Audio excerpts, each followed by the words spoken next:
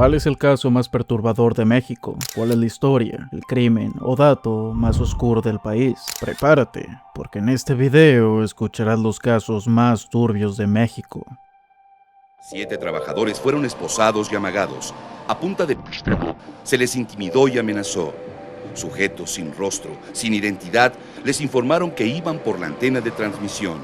En el colmo de la ironía, obligaron a los empleados de Canal 40 a recibir varios fajos de billetes para retribuirlos, dijeron los agresores, por las molestias ocasionadas. La madrugada del 27 de diciembre de 2002, el llamado Chiquihuitazo marcó uno de los episodios más oscuros en la historia de la televisión mexicana. Ricardo Salinas Pliego, dueño de TV Azteca, ordenó la toma violenta de las antenas de transmisión de CNI y Canal 40, ubicadas en el Cerro del Chiquihuite, en un acto que muchos describen como un asalto armado disfrazado de maniobra empresarial. A las 2 a.m., un convoy de camionetas ascendió el cerro.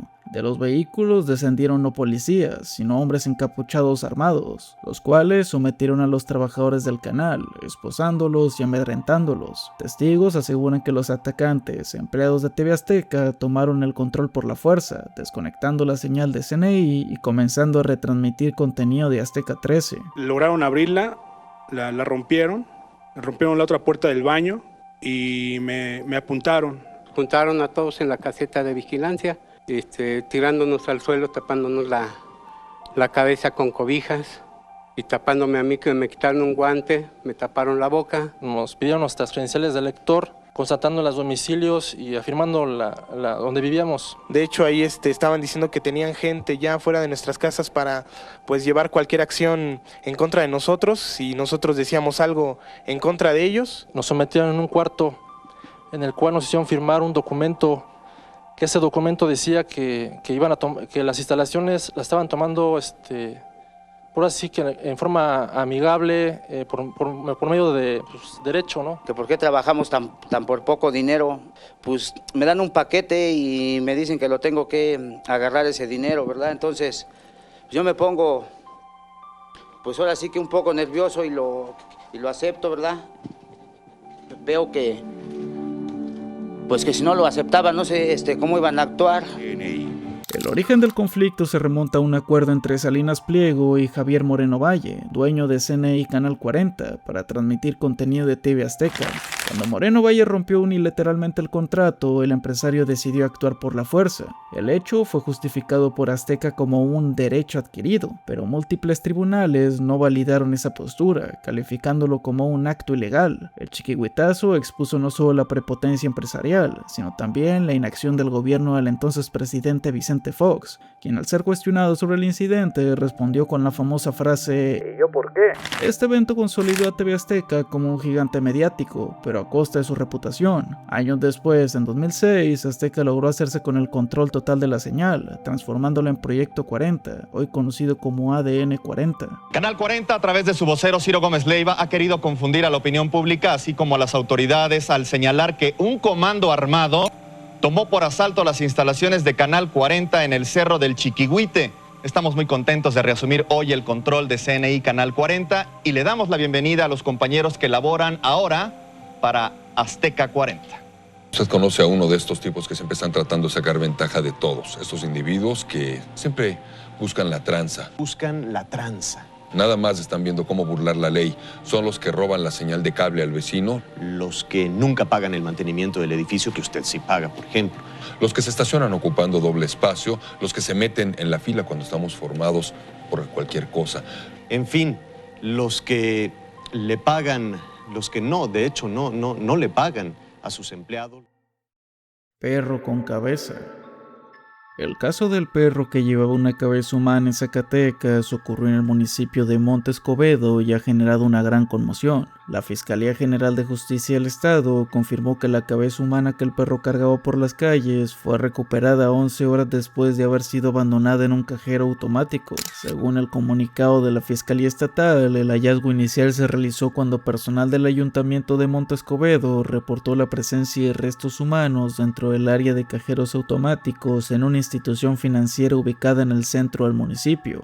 Al llegar al lugar, los agentes de policía estatal preventiva encontraron que la cabeza humana que había sido abandonada momentos antes ya no estaba. Testigos informaron que un perro había tomado la cabeza y se la había llevado. Después de procesar el área del hallazgo inicial, las autoridades encontraron 2 cartulinas con mensajes relacionados con actividades del crimen organizado. La policía estatal y el ejército mexicano comenzaron de inmediato la búsqueda del perro para recuperar la cabeza. Finalmente, 11 horas después, lograron localizar la cabeza en un corral de una casa en la misma zona céntrica de Monte Escobedo. Posteriormente, la cabeza fue trasladada al servicio médico forense, donde se indicó un análisis para determinar la edad de la víctima y otros detalles que ayudaran a su identificación. Se sabe que se abrió una carpeta de investigación con el objetivo de esclarecer los hechos y encontraron a los responsables de este crimen, aunque desde el 2022 no se ha hablado más del hecho. El pozolero. El caso de Santiago Meza López, conocido como el Pozolero, es uno de los más perturbadores y notorios en la historia del crimen organizado. Apodado por su macabro oficio de, entre comillas, cocinar los cuerpos de traficantes rivales, Meza López estuvo vinculado a una de las organizaciones más poderosas del país, y no fue arrestado sino hasta 2009 en Tijuana, en medio de una violenta lucha entre diferentes grupos criminales. La detención de Meza López reveló una serie de atrocidades que cometió durante su tiempo como ejecutor de órdenes para deshacerse de la evidencia. Admitió que su trabajo consistía en sumergir cuerpos de fallecidos en ácido. Usando una mezcla de agua y soda cáustica, disolvía los cuerpos en una tina de 200 litros, manteniendo la mezcla en ebullición durante 24 horas. Este proceso era utilizado para desintegrar completamente los restos, dejando solo algunos desechos, como dientes y fragmentos de los huesos, que posteriormente incineraba y enterraba. Considerado un operante para el cártel, su último trabajo implicó el deshacerse de 300 cuerpos de enemigos de la organización criminal. Su apodo, un perturbador juego de palabras por el tono y consistencia tan característica que adquiere el ácido al disolver carne, comparada al platillo pozole, aterra a todo aquel que conoce su contexto. Se estima que, a lo largo de 9 años, él pudo haber disuelto más de 650 cuerpos al servicio del ex lugarteniente del cártel, Teodoro García, conocido como el Teo. Meza López fue condenado en 2012 a 10 años de prisión por delitos vinculados con delincuencia organizada, asociación delictuosa e inhumación clandestina. Sin embargo, su liberación es un tema controvertido que causa enojo entre las familias de las víctimas, ya que sienten que la condena fue demasiado leve comparada con los horrores que perpetró. En 2011 se empezaron a descubrir narcofosas en el área donde operaba, revelando entre 14,000 y 15,000 restos humanos. Esto convirtió el ejido Maclovio Rojas, donde realizaba sus crímenes, en un macabro sitio lleno de hallazgos relacionados con el narco. Las evidencias de sus crímenes y la magnitud del horror que significó su trabajo han llevado a que su caso siga siendo un recordatorio escalofriante de la brutalidad del tráfico en México. Terroríficamente, en 2022 se barajeó darle la libertad condicional, que afortunadamente fue negada. Odio hacia los mexicanos.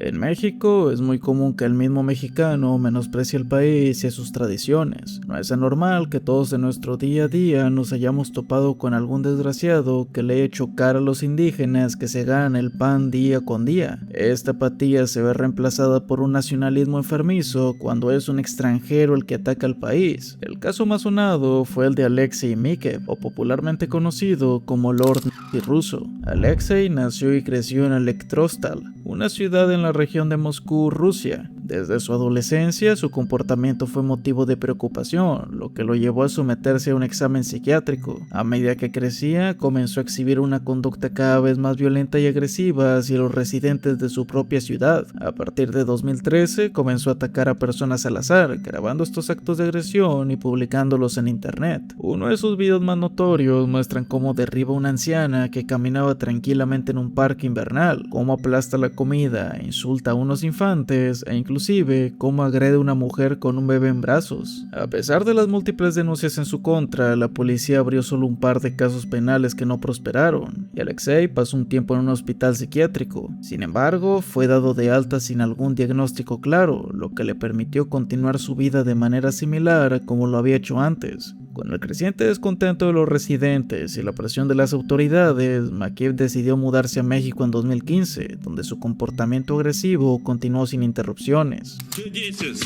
¿Qué quieres? ¿Por qué me pega? Fuck off, piece of shit. You don't have to talk to What she wants from me? Get out, it's crazy. You hit my boy. Get out, you fucking shit. Get out from me. Fuck off, shit. Fuck off. Fuck off, shit. And talk to us like that. Fuck off. To do here. Fuck off, shit. You. Fucking. You don't have to hit my boy. You have to die, shit. In Mexico. And you don't have to tell me that. Shit. You hit my boy and he didn't nothing. Fuck you. Fuck you. You. Fucking shit. And you. Die, shit. You don't have to. Fuck you, mierda. You don't. Fuck you, shit. You don't do me nothing. Fuck. I will not do. You will die by yourself. Сейчас, блядь.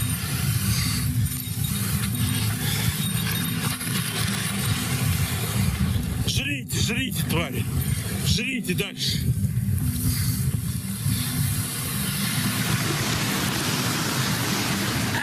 Ам-ням-ням. Ам-ням-ням. Mucho. Pero no más. Ёбаные твари.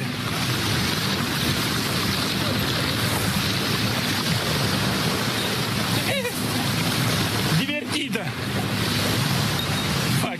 En mayo de 2017, la situación de Makiba alcanzó un punto crítico. Un grupo de ciudadanos locales se reunió frente al apartamento que alquilaba, manifestando su enojo. La multitud, al principio, solo profería insultos y arrojaba piedras contra las ventanas. La policía se presentó en la escena, pero se retiró sin tomar medidas efectivas. En un momento dado, la situación escaló. Los manifestantes irrumpieron en su hogar. En medio del caos, atacó a uno de los hombres que había ido a confrontarlo, lo que resultó en el deceso de Carlos N., un joven de 20 años. Aunque la defensa del ruso argumentó que había actuado en legítima defensa, la fiscalía logró presentar pruebas que demostraban lo contrario. A través de análisis forenses y testimonios, se evidenció que había utilizado un cuchillo para atacar a Carlos, infligiendo múltiples heridas que lo llevaron a fallecer. Como resultado, Alexei fue condenado a 37 años y 6 meses de prisión por haberle quitado la vida a una persona. Actualmente se han vuelto virales fotos de él participando en una obra.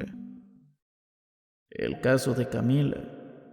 El 27 de marzo, Camila, una pequeña de tan solo 8 años, recibió una invitación de su vecina, Ana Rosa Aguilar, para jugar con su hija en una alberca. Ana Rosa se comunicó con la mamá de Camila para pedirle permiso, lo cual no pareció sospechoso, ya que las familias eran vecinas y ambas madres estaban de acuerdo en que sus hijas jugaran juntas. La casa de Ana Rosa quedaba en la calle contigua, por lo que la madre de Camila nunca pensó que algo malo pudiera suceder. Ese día, Camila salió de su casa brincando y emocionada, dirigiéndose a la casa de su amiga. Las cámaras de seguridad captaron el momento en que Camila entraba a la residencia, pero nunca la grabaron saliendo. Esa tarde, la madre de Camila fue a buscarla a la casa de Ana Rosa, pero esta negó que la pequeña hubiera estado allí, lo que generó preocupación en la madre. Desesperada, comenzó a buscar a su hija por el vecindario, mientras los vecinos se unían a la búsqueda. La policía fue notificada y revisaron las cámaras de seguridad, donde descubrieron algo alarmante. A las 2 p.m. de ese día, Ana Rosa fue captada por las cámaras subiendo una canasta de ropa a un taxi. Un hombre robusto la acompañaba, cargando un bulto envuelto en una bolsa de plástico negra,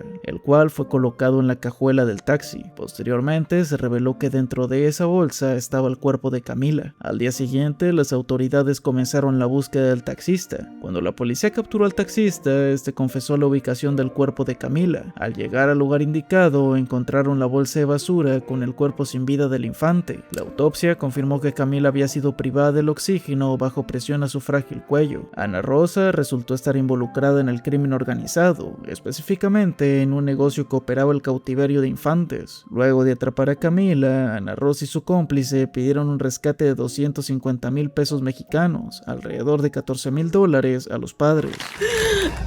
Mi hermana me avisó por teléfono, yo no estaba en Tasco, y me avisó de que no la encontraba y que ya estaba recibiendo mensajes donde le pedía 250,000 pesos de rescate. Hasta el momento, las autoridades, ¿cómo han actuado con ustedes? ¿Les han brindado apoyo? Está muy lento.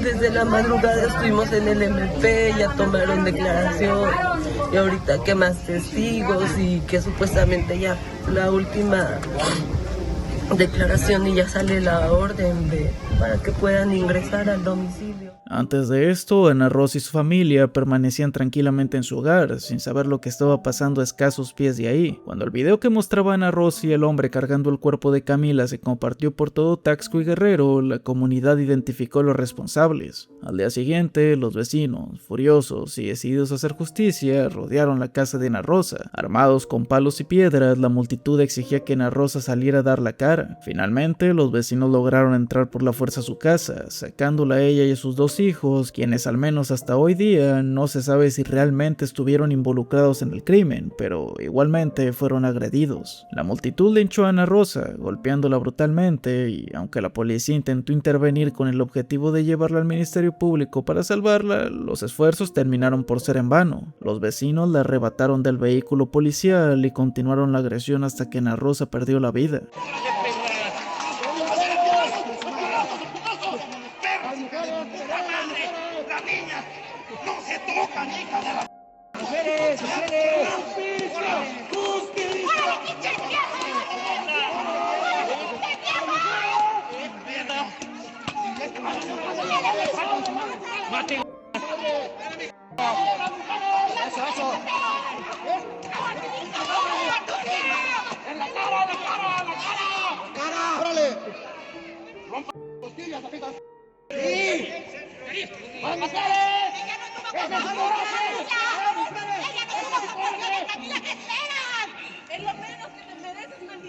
El secretario de Seguridad de Taxco, Doroteo Eugenio Vázquez, provocó una indignación al culpar a la madre de Camila por no haber vigilado mejor a su hija. En una declaración desafortunada, Vázquez dijo que había una omisión de responsabilidad maternal, lo que generó críticas por revictimizar a la familia en lugar de centrarse en los verdaderos culpables. Aunque luego trató de suavizar sus comentarios, diciendo que no somos quienes para juzgar, sus palabras causaron un profundo malestar. La investigación también reveló que el novio de Ana Rosa, apodado Don Lucho, estaba involucrado en el crimen. Fue él quien indicó la ubicación del cuerpo de Camila y se sospecha que participó directamente en su deceso. Aunque Ana Rosa fue castigada por la multitud, la herida que dejó el fallecimiento de Camila es irreparable, considerándose uno de los peores casos en contra de un infante.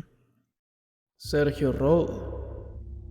El programa de radio Batas, Pijamas y Pantuflas era un conocido espacio matutino mexicano de noticias y música, conducido por Sergio Rod, Bolívar Domínguez y Gustavo Calderón. Comenzó en 1979 en la emisora 590 AM y más tarde se trasladó a Radio Cañón de Grupo Fórmula. Se emitía de lunes a viernes a partir de las 6:30 AM. El 19 de septiembre de 1985, México fue sacudido por un devastador terremoto de 8.1 grados en la escala Richter. Este causó la destrucción masiva de la Ciudad de México. Aunque las cifras oficiales mencionaron 3.692 fallecidos, algunos estiman que las víctimas pudieron oscilar las 10.000. Este sismo es considerado uno de los desastres naturales más graves en la historia del país. Durante el terremoto, Sergio Rod y Gustavo Calderón estaban conduciendo el programa en vivo. Mientras la tierra temblaba, Sergio Rod trató de calmar a la audiencia para que al momento la transmisión se interrumpiese abruptamente, ya que el edificio de la emisora había colapsado, sepultando a los locutores. Jorge Garralda, en su programa Historias Engarzadas, relató que durante los esfuerzos de rescate encontraron los cuerpos de Sergio Rod y Gustavo Calderón entre los escombros. Este trágico evento marcó el fin del programa, así como el fallecimiento de Sergio Rod se convirtió en un símbolo del impacto devastador del terremoto. Hasta el día de hoy no se conserva ningún registro del último programa emitido, y lo que queda son los testimonios de quienes lograron escucharlo. La infraestructura de la estación resultó dañado por el terremoto, provocando que los archivos audiovisuales fuesen destruidos o quedaran inaccesibles. Lo que escucharás a continuación es una recreación del suceso realizado por el canal La Verdad del Terremoto.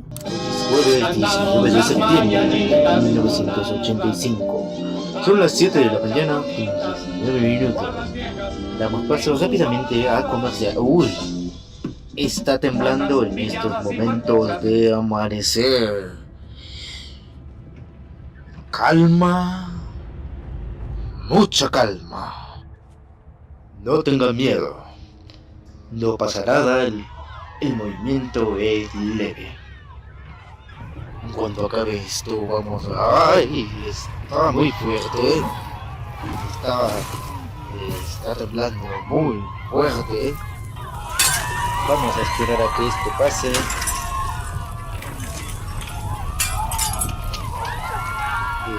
tranquilos, vamos a llamar la casa.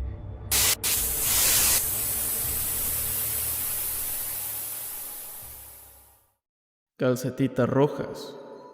Los hechos ocurrieron el 18 de marzo de 2017, cuando los vecinos de la colonia El Sol, en el municipio de Nezahualcóyotl, Estado de México, encontraron el cuerpo medio vestir de una pequeña. Su cuerpo estaba envuelto en una cobija y solo portaba una camiseta verde y sus características calcetitas rojas, de donde se tomó el mote con el que sería conocida. Debido a la gravedad de las agresiones que había sufrido y a que no había sido registrada al momento de su nacimiento, fue muy difícil identificarla. La activista Frida Guerrera se dio a la tarea de investigar el nombre de la pequeña para que no formara parte de la estadística de desaparecidos. Fue gracias a su labor que se determinó que se trataba de Guadalupe Medina Pichardo, quien, a sus escasos 5 años, no contaba con acta de nacimiento. Tras meses de su investigación, se dio a conocer que el responsable de su muerte fue su padrastro, identificado como Pablo N., de 29 años, y su madre, Yadira N., quien fue acusada de permitir que se cometieran estos terribles actos en contra de su hija. Según las indagaciones, Lupita era víctima de violencia intrafamiliar, donde los golpes e insultos eran el día a día. Sin embargo, el 18 de marzo, la agresión fue tan grave que le costó la vida.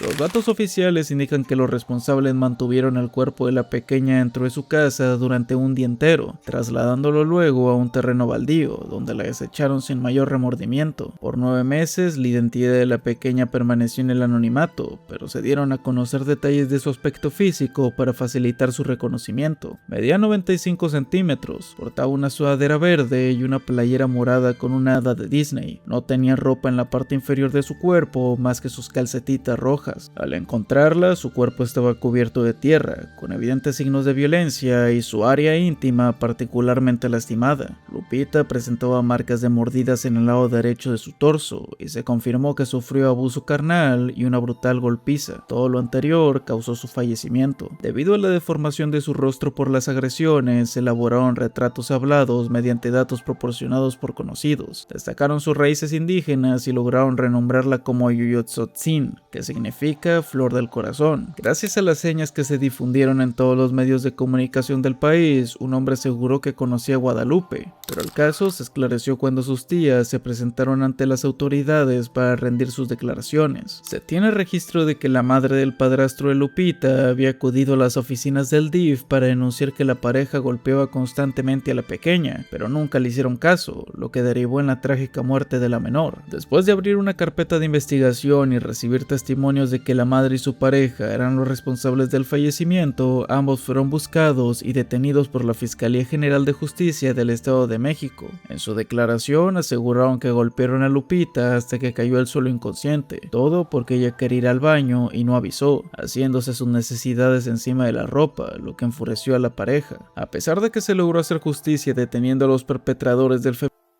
la hermana de Yadira, Marina Pichardo, lamentó que su hermana no defendió a su hija de su pareja. Luego de 9 meses, durante los cuales la pequeña permaneció como desconocida y a punto de ser llevada a una fosa común, investigadores, familias y conocidos lograron reconocerla. Así, la Fiscalía Estatal pudo dar con Yadira N. y Pablo N., quienes recibieron una condena de 88 años de cárcel cada uno. Además, fueron obligados a pagar una multa por la reparación de los daños. Recientemente, la creadora de contenido conocida como Saskia Niño de Rivera publicó un adelanto de una entrevista que tuvo con Yadira Pichardo como parte de su serie del podcast Penitencia. Cuando yo me despierto y me paro a ver a la niña, mi hija ya estaba hecha del baño y de ahí explotó la bomba. Me despierto, me doy el último jalón